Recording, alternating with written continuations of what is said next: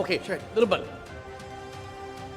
ഇതിനെ നോക്കി കാണുന്ന ഇപ്പം നേരത്തെ പറഞ്ഞ പോലെ പൊളിറ്റിക്കലി ട്രാൻസ്ലേറ്റ് ആവുമെന്ന് എനിക്ക് തോന്നുന്നില്ല. കാരണം ഒക്ടോബറിൽ തന്നെ നമ്മൾ കണ്ടാണ് ഒരുപാട് പ്രഖ്യാപനങ്ങൾ ഉണ്ടായിട്ടും കഴിഞ്ഞ 25 വർഷം LDF ഡോമിനേറ്റ് ചെയ്ത് നിന്ന ഒരു മേഖലയാണ് ലോക്കൽ ബോഡി ഇലക്ഷൻസ്. പക്ഷേ അതിൽ പോലും കടന്നുകൂടാൻ പറ്റിയില്ലെങ്കിൽ ഇപ്പോഴത്തെ പുതിയ ക്ഷേമ പദ്ധതികൾ അതിനനുവദിക്കും തോന്നുന്നില്ല. പിന്നെ GST മാറ്റത്തെക്കുറിച്ച് മന്ത്രി പറഞ്ഞിരുന്നു. GST മാറ്റം വലിയ തോതിൽ ഇമ്പാക്റ്റ് ഉണ്ടാക്കാൻ പോകുന്നത്, പൂർണ്ണമായൊരു ഇമ്പാക്റ്റ് ഉണ്ടാക്കാൻ പോകുന്നത് അടുത്ത വർഷമാണ്. കാരണം നമുക്കറിയാം കേരളത്തിൽ ഇപ്പം ഇപ്പം ഇൻഷുറൻസിൻ്റെ ഏറ്റവും വലിയൊരു കൺസ്യൂമറാണ് കേരളം, കാറുകളുടെ, ഇലക്ട്രോണിക് ഡിവൈസസിൻ്റെ, ഇങ്ങനെയൊക്കെ നോക്കുമ്പോൾ ഈ മേഖലകളിലെല്ലാം തന്നെ നമുക്ക് സ്ട്രോങ് ഹോൾഡ് ആയിട്ടുന്ന മേഖലകളിലെല്ലാം തന്നെ GST കുറഞ്ഞു എന്നുള്ളൊരു പ്രശ്നമാണ്. കാരണം ഇൻഷുറൻസ് ആണെങ്കിൽ 18% എന്നുള്ളത് 0-ആയി, കാറുകളുടെ കേസിൽ ചെറിയ കാറുകളുടെ കേസിൽ 28% എന്നുള്ളത് 18-ആയി.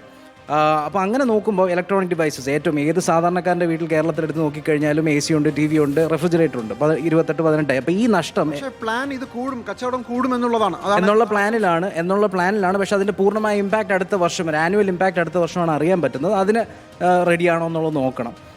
പിന്നെ കാണുന്നൊരു ഇമ്പാക്റ്റ്, നല്ലൊരു കാര്യം ഞാൻ നോട്ടീസ് ചെയ്തെന്ന് വെച്ച് കഴിഞ്ഞാൽ, ഇപ്പം ട്രംപിൻ്റെ ടാരിഫ്സിനെ കുറിച്ച് നമ്മൾ പറഞ്ഞു. ടാരിഫ്സ് നമുക്ക് വലിയൊരു ട്രംപിൻ്റെ ടാരിഫ്സ് അല്ല, യൂറോപ്യൻ യൂണിയനുമായിട്ടുള്ള ഡീല് വലിയൊരു ഓപ്പർച്യൂണിറ്റിയാണ് തുറന്നു വരുന്നത്. അതിലേക്ക് നമുക്ക് തകർന്നു പോയ ഒരുപാട് മേഖലകൾ, ഇപ്പം കൊല്ലത്തെ കശുവണ്ടി മേഖല 850 ഫാക്ടറീസ് ഉണ്ട്, വെറും 85 ഫാക്ടറി ആയിട്ട് തകർന്നു വീണ്ടിരിക്കുന്നു. ഏലം, ഇടുക്കിയിലെ ഏലം ആയിക്കോട്ടെ, കോട്ടയത്തെ റബ്ബർ ആയിക്കോട്ടെ, ഇതിനൊക്കെ മുന്നോട്ട് ഒരു ഫ്യൂച്ചർ, ഒരു എക്സ്പോർട്ട് ഫ്യൂച്ചർ കാണുന്ന ഒരു സമയമാണ്. ആ സമയത്ത് കയറിനും അതേപോലെ കശുവണ്ടി മേഖലയ്ക്കും മാറ്റിവെച്ച തുക തീർച്ചയായിട്ടും യൂസ്ഫുൾ ആയിരിക്കും. പക്ഷേ റബ്ബറിനെ ഇഗ്നോർ ചെയ്തായിട്ട് തോന്നി. കാരണം റബ്ബർ ഇപ്പോൾ ഒരുപാട് ഇഷ്യൂസ് ഫേസ് ചെയ്യുന്നൊരു മേഖലയാണ്. ഇപ്പം നാച്ചുറൽ റബ്ബർ വരെ സിന്തറ്റിക് റബ്ബറുണ്ട്, കോമ്പൗണ്ടഡ് റബ്ബറുണ്ട്.